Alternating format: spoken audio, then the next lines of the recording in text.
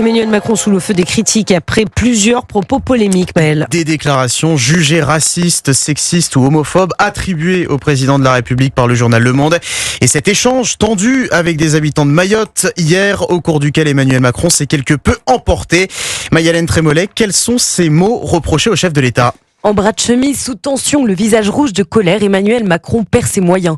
Face à une foule de Mahorais révoltés qui réclament de l'aide, le chef de l'État s'agace et hausse le ton. Si vous opposez les gens, on est foutus.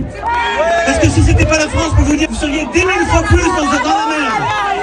Il n'y a pas un endroit de l'océan Indien où on aide autant les gens. En quelques instants, les images font le tour du monde et suscitent un tollé au sein de la classe politique française. Si pour le RN ou encore le patron du DR, Éric Ciotti, Mayotte mérite mieux que, je cite, le mépris présidentiel macroniste, la gauche en profite pour réclamer une fois de plus avec insistance la démission du chef de l'État, dénonçant un comportement de colon. Emmanuel Macron s'est justifié, expliquant avoir répondu à des gens du RN qui insultaient la France. Mais ce n'est pas tout, puisqu'à cette révolte s'ajoute une autre polémique. Après des propos qu'aurait tenus le chef de l'État ces dernières années, rapportés dans une enquête accablante du journal Le Monde.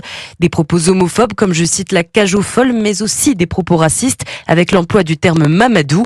En clair, malgré un démenti ferme de l'Élysée, rien n'y fait. La cabale autour de la personne du président enflamme désormais les réseaux sociaux. Maï-Hélène Trémollet du service politique d'Europe 1. Emmanuel Macron qui est arrivé ce soir à Djibouti pour partager un repas de Noël avec les militaires français. Sa visite à Mayotte s'est achevée par une réunion interministérielle de crise en visioconférence pour faire un point sur la situation sur l'archipel. Dernier bilan, au moins 35 morts et 2500 blessés.